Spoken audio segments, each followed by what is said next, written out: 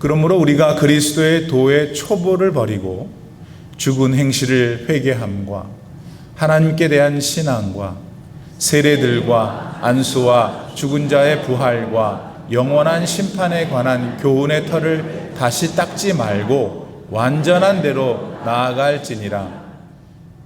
하나님께서 허락하시면 우리가 이것을 하리라.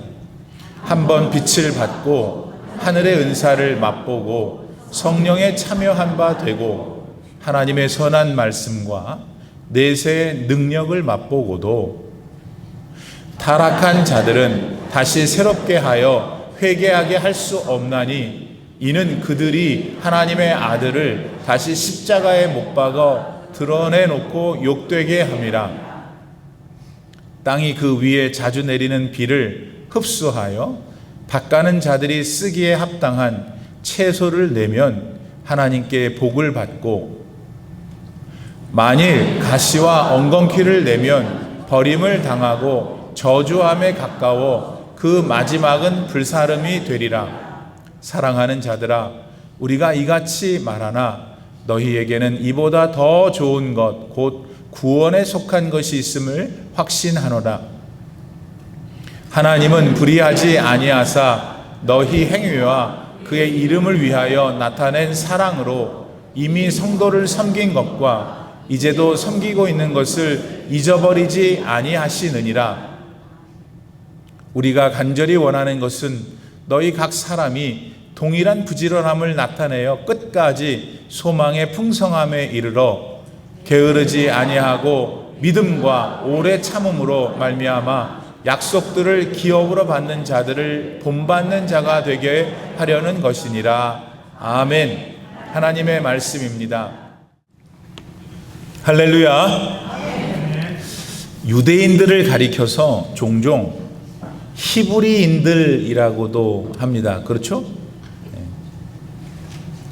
그럼 그건 왜 그럴까요? 히브리인을 가리키는 단어 히브루라는 말은 본래 강을 건넌 사람이라는 뜻입니다. 아브라함이 하나님의 명령에 따라서 고향을 떠나 하란으로 갔습니다. 그리고는 거기서 좀 있다가 마침내 가나안으로 들어갔잖아요. 그때 아브라함이 고향을 떠나 가는 도중에 지금도 있는 유프라테스 강을 건넜거든요. 그래서 그렇게 강을 건너서 하나님께서 명하시는 곳으로 갔던 히브리인의 후손인 유대인들을 히브리인들이라고 부르게 되었다고 합니다. 그렇다면 오늘 본문 말씀을 기록하고 있는 히브리서는 어떤 성경일까요? 당연히 책의 이름에서 금방 알 수 있듯이 유대인들에게 보내는 서신서이죠. 그러면 히브리서의 저자로 알려진 사도 바울은 왜 이 서신서를, 그것도 특별히 유대인 성도들을 생각해서 쓴 것일까요? 아니, 더 본질적으로 어째서 하나님께서는 사도 바울을 성령으로 감동시키셔서 이 성서 히브리서를 기록하게 만드셨던 걸까요? 그 결정적인 이유는 당시 예수님을 구세주로 영접하고 그 믿음으로 살고 있던 여러 유대인들이 변심해서 옛날로 돌아갔기 때문입니다. 그럼 왜 그들은 그렇게 했던 걸까요? 예수가 아니어도 이스라엘 백성들에게 주신 율법만 잘 지키면 구원을 받는다고 계속 주장하는 주변 다른 유대인들의 등살 때문에 그랬습니다. 그리고 그게 아니라면 당시 세상을 지배하고 있던 로마 사람들이 예수님을 믿고 따르는 걸 몹시 싫어해가지고 그리스도인들을 왕따시켰고 심지어 여러 가지 끔찍한 짓들을 저지르며 핍박한 까닭이었습니다. 예수 믿는 사람 잡아다가 태워가지고 횃불 만들었잖아요. 그 기름으로.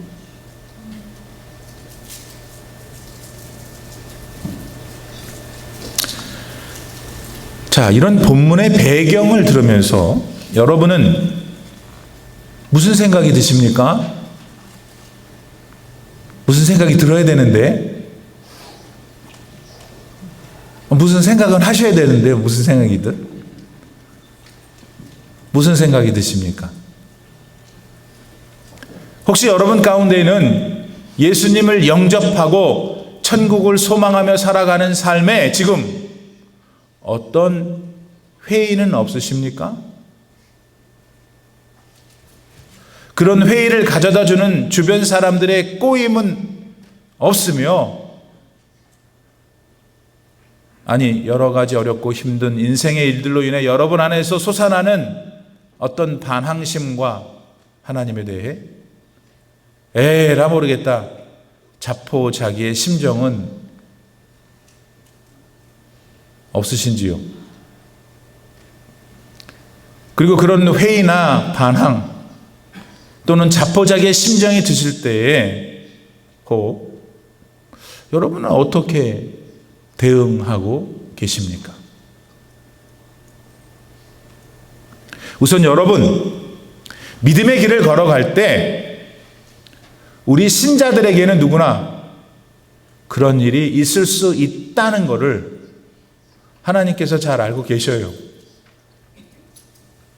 그래서 오늘과 같은 말씀을 주시면서 우리를 단돌이 하십니다.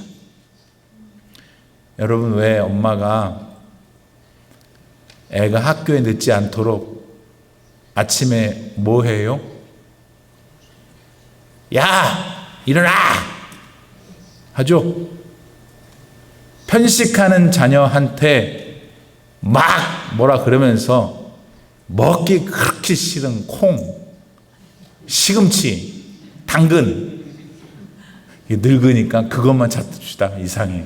늙으니까 그것만 먹어. 근데 어렸을 때는 그거 되게 싫어했잖아요. 엄마가 그거 먹으라고. 엄마가 그럴 때 어떤 자식이 엄마 좋아합니까? 다 싫어하죠. 여러분, 그렇다고 정말 그 자녀들이 엄마를 미워해서 나를 콩 먹였다, 이 엄마를 원한을 품습니까? 아니죠. 마찬가지로 오늘 본문 말씀을 통해서 하나님께서 말씀하고자 하시는 것은 자식을 향한 하나님의 자녀가 잘 되도록 이렇게 애정 어리게 다그치시는 거예요. 믿음의 길을 걷는 당신의 자녀가 더 잘 되도록 노심초사하시는 다함이 없는 하나님의 사랑임을 깨달을 수 있어야 합니다. 자, 그렇다면 우리 사랑의 하나님께서는 믿음의 길에서 혹 방황할 수도 있는 그분의 자녀들을 향해 뭘 지적하고 계시는 걸까요? 그리고 그렇게 지적하시는 하나님의 여러 말씀들을 우리는 어떻게 우리의 현실 속에 바르게 적용하며 살아가야만 하는 걸까요? 무엇보다도 2절 말씀에 따르면 하나님께서는 우리가 믿음의 길을 걷는 우리가 다 완전한 데로 나가기를 원하시고 계세요. 이거는 신앙에 있어서 더욱 좀 더 성숙해 가면 좋겠다 네가 를 원하신다는 말씀이에요. 이때 실제로 신앙생활을 하고 있는 우리들은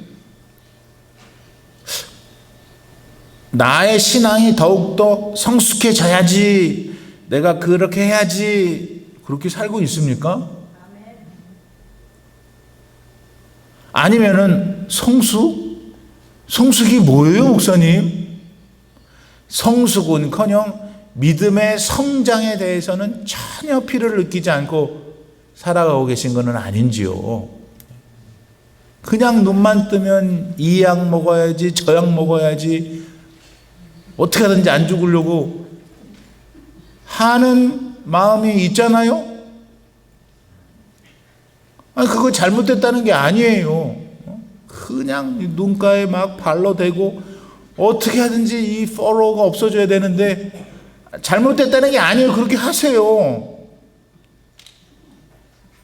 그런데 그런 여러분의 마음 가운데에 그리스도를 향한 나의 믿음, 하나님 나라를 향한 나의 믿음에 대하여 나는 왜 이렇게 부족할까 하냐고요.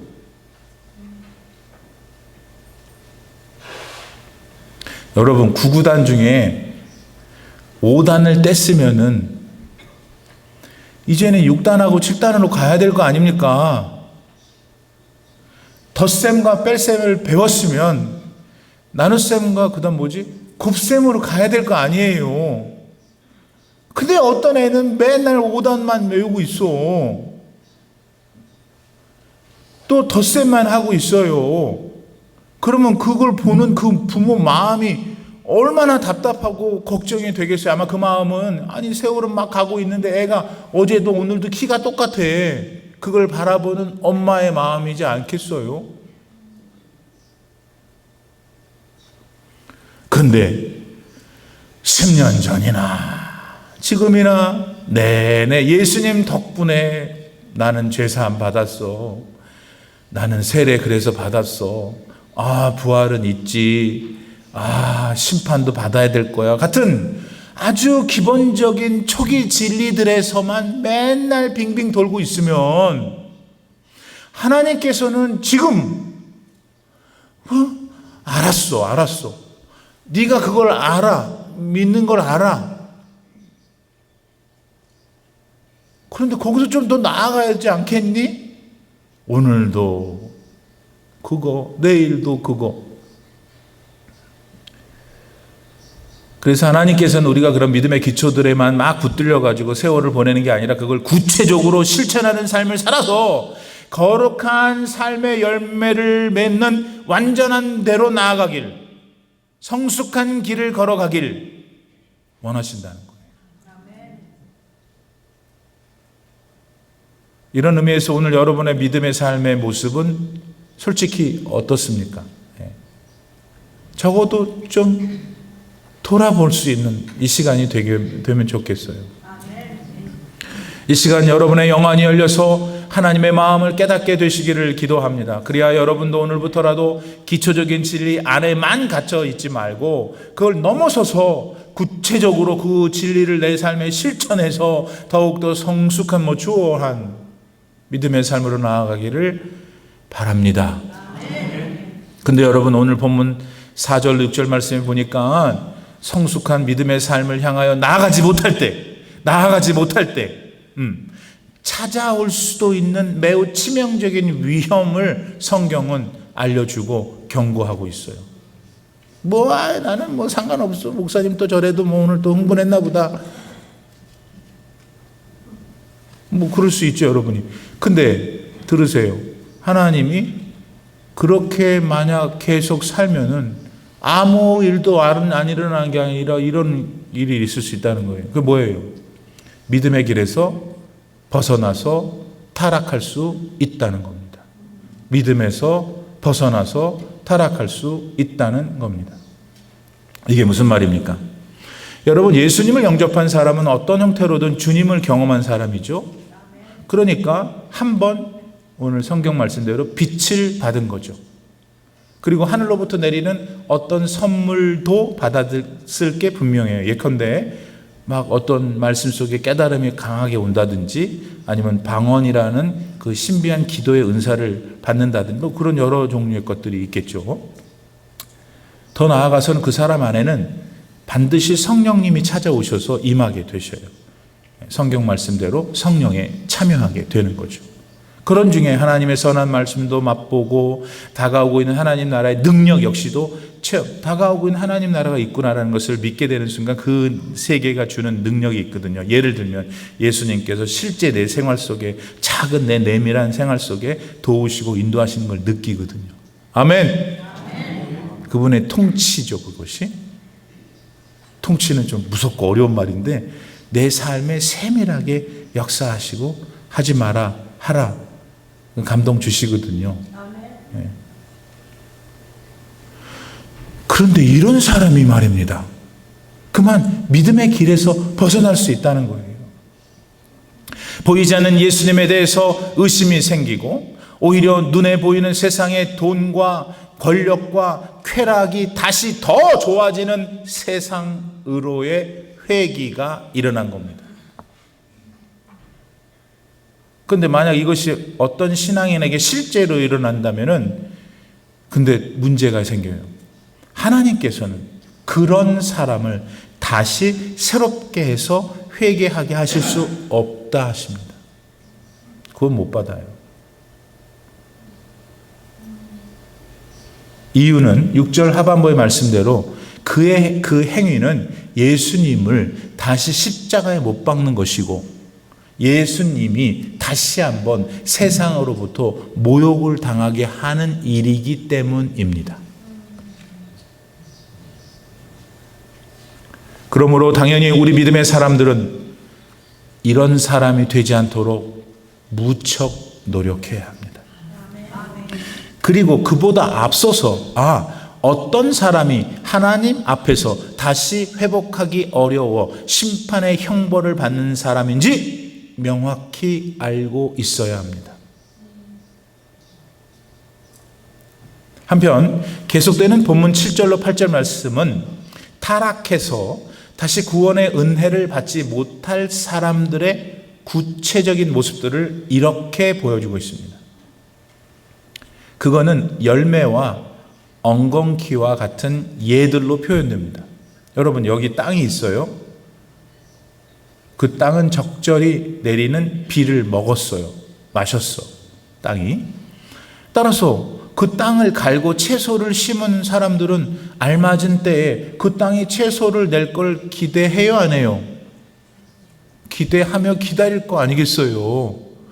근데 기다리던 대로 그 땅은 채소를 쫙 냈어. 그럴 때 오늘 성경 말씀은 하나님께서 그것을 보시고 기뻐하시고 그 땅을 축복하신다고 하셨어요. 근데 반대로 그 땅이 전혀 예기치 않은, 전혀 상상하지도 않은, 전혀 기대하지도 않은, 어떻게 그런 일이 있었어 하는 가시와 엉겅퀴를 내버렸어요. 그럼 버려요. 솔직히 정상을 내서 물 주고 노력했는데 가을이 됐는데 얘가 나오는 걸 보니까 엉겅퀴하고 가시면 여러분 어떡하겠어요? 오, 잘했구나, 예쁘다 뜯어가지고, 여러분 가시를 뜯어다가 얼굴에 붙인 사람이 어디 있어요? 다 뜯기지. 그러니까 최소한 가시와 엉겅퀴는 어떻게 되냐면 불에 살라요. 쓸데가 없으니까. 여러분 그걸 여러분 싫어 어떻게 하시겠어요? 더 죽을 끓여 먹겠어요? 뭐 하겠어요? 태우는 거지. 그게 제일 자연스러우니까.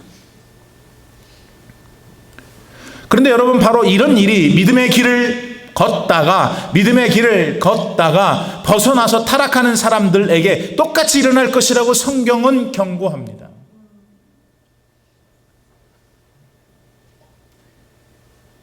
그게 어떻게 되는 일이기에 그렇다는 것일까요? 여러분 살아계신 우리 하나님께서는 믿음의 삶을 살아가는 사람들한테 적절하게 매일 은혜를 부어주시거든요.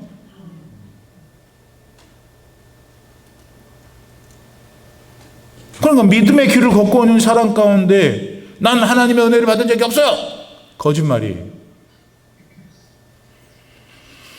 모든 걸 다 떠나서 믿음의 길을 걷는 사람들은 누구나 할 것 없이 가장 최고의 은혜를 이미 받았거든.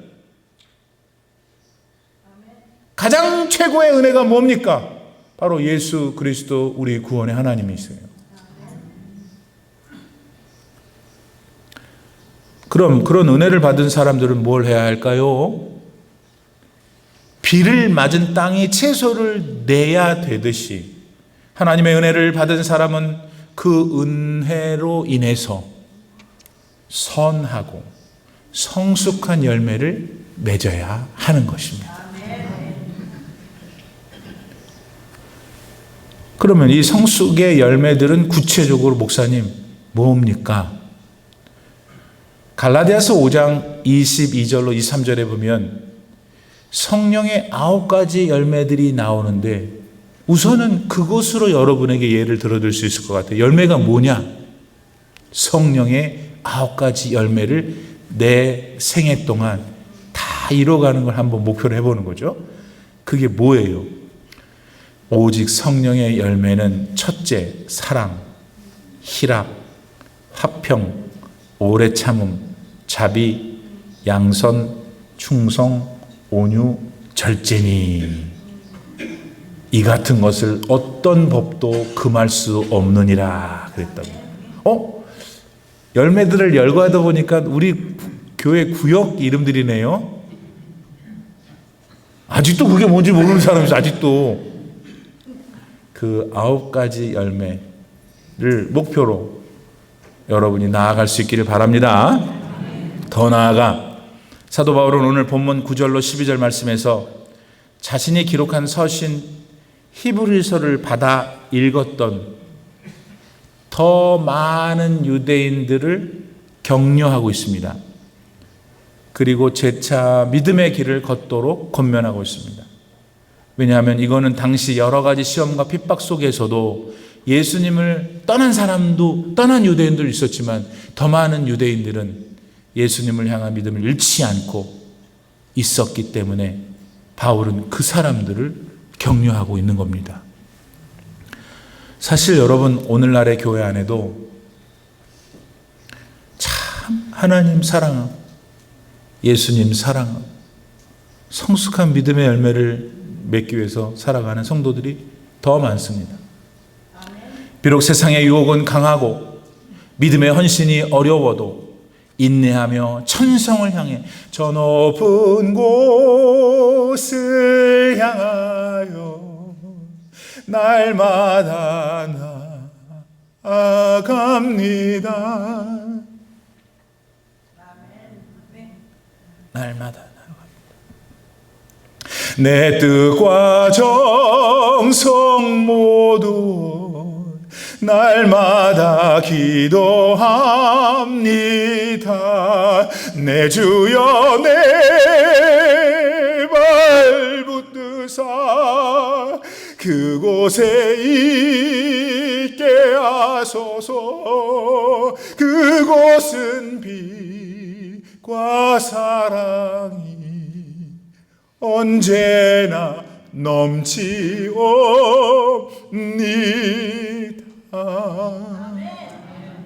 있는 거야. 그 믿음이 있는 교인들이 많이 있습니다. 비록 세상이 어려워도, 그래서 그 사람들을 가리켜 바울은 9절 말씀에서 나는 여러분이 구원을 완성하게 하는 선한 일들을 할 것이라는 큰 기대를 진심으로 가지고 있습니다. 그래서 앞서 예로 몇몇 타락한 유대인 신자들과는 달리 많은 유대인 성도들이 계속해서 믿음을 지키며 그 믿음의 열매들을 맺어갈 것을 기대하며 소망한다는 것이죠. 그러면서 바울은 하나님께서 이런 분이시라는 것을, 이런 분이라고 한 걸 우리는 또 기억해요. 뭐예요? 하나님은 그분의 영광을 위해서 자기 믿음의 동료들을 도운 사람들 기억하세요. 사랑을 내타는 그 사람들의 행위를 기억하세요. 그리고 반드시 그 기억하실 뿐만 아니라 축복하신다는 거예요. 여러분, 살아계신 하나님께서는 하나님을 위하여 가난한 사람들, 헐벗은 사람들, 어려움에 처한 사람들, 그 사람들을 돌보는 걸 절대 잊지 않으세요. 반드시 축복하세요. 이러한 것은 여러분, 우리 하나님의 교회, 같이 섬기는 교회 안에서도 행할 수 있어요. 뭐냐? 이 교회가 예수 그리스도의 구원자 되심을 세상에 알리는 걸 목표로 하는 것으로 우리가 함께 교회를 성장을 도모한다면 하나님은 그 교회의 성장을 도모하는 그 동기에 따라 축복하시는 거예요. 여러분이 매주마다 구역에서 친교하잖아요. 친교할 때 고생하는 분들이 많잖아요. 우리가 따뜻한 점심 먹으려고. 목사님 아니 그 일이 아니고 뭐가요? 그런 일도 하나님이 기억하신다는 거예요. 구역의 일을 돌보는 거, 선교의 일을 돌보는 거, 권사의 일을 돌보는 거, 교육부의 일을 돌보는 거, 모두가 다 뭐 하고 있는 거예요, 여러분? 그 안을 들여다보면은 예수님 영화롭게 하려는 거잖아요. 네. 참고 이해하고 인내하고 사랑하고 보도듬고 다 같이 생명의 길을 갈 수 있도록 노력하는 일련의 모든 것들을 하나님께서는 기억하시고 축복하신다. 바울은 계속해서 말합니다. 여러분, 믿음의 삶을 부지런하게 사십시오. 그래서 옛날 아브라함과 같이 약속을 받아서 그 약속을 마침내 받았던 사람들을 본받는 사람이 되십시오. 그러는 거예요. 여러분, 우리는 지금 2025년을 살아갑니다. 이것저것 합니다. 근데 하늘에 하나님이 보실 때에는 왕년에 과거에 믿음의 선조들이 했던 행동을 여러분이 하고 있는 거예요. 아브라함은 자기의 고향을 떠나 하란으로 가고 가나안으로 가는, 우리는 그런 일을 한 번도 안 해봤지만 그거는 우리의 착각인 거예요. 우리도 알아요. 한국에서 여기까지 배 타고 오고 비행기 타고 오고, 우리가 살고 있는 동네에 와서 타향에서 십자가 복음 앞에 서서 하나님을 신실하게 믿고 있다면 뭐가 다르냐고요, 아브라함하고. 여러분, 그렇게 하나님이 생각하신다고 오늘 바울이 성경에서 말하고 있는 것입니다. 근데 여러분 가운데에는 이성이 막 발달해가지고, 이성, 똑똑한 사람이 있잖아요. 그냥 자기의 삶에 대해서 이렇게 재고 또 다음날 또 이렇게 치수를 재가지고 이건 틀렸구나 저렇게 하면서 자기 스스로 행복한 삶을 이렇게 재단해서 만들어 가려고 노력하는 분들도 있을 거예요. 근데 그런 생각, 그런 여러분의 경험, 그런 말하자면 확신, 그런 마음 안에서 여러분이 신앙하는 하나님은 도대체 어떻게 작용하시는 겁니까? 기도하고 바라기는 하나님께서는 내 모든 삶을 그분 마음대로 할 수 있다는 걸 받아들여야 돼요.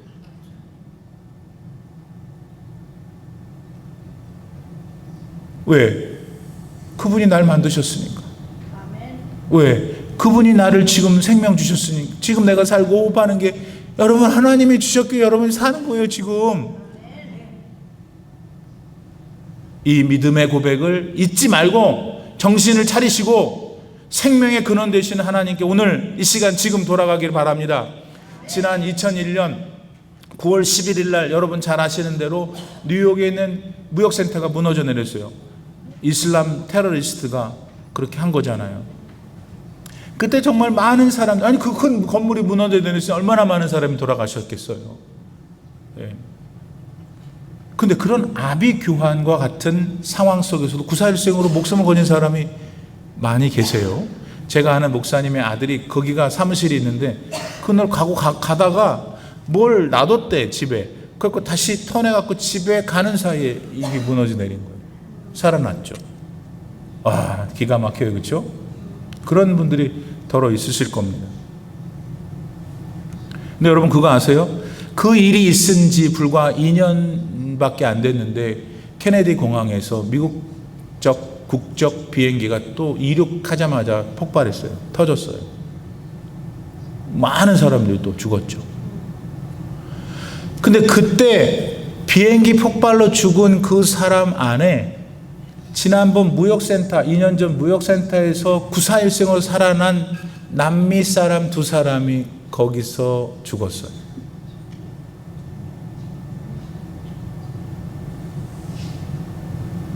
아니 어떻게 그런 기적을 맛볼 수 있어? 정말 너무 운이 좋은 분이군요 했던 그 사람이 2년 뒤 비행기 사고로 죽었다 이거예요. 여러분 인생은 사람으로서는 모릅니다. 여러분, 까불면 안 돼요.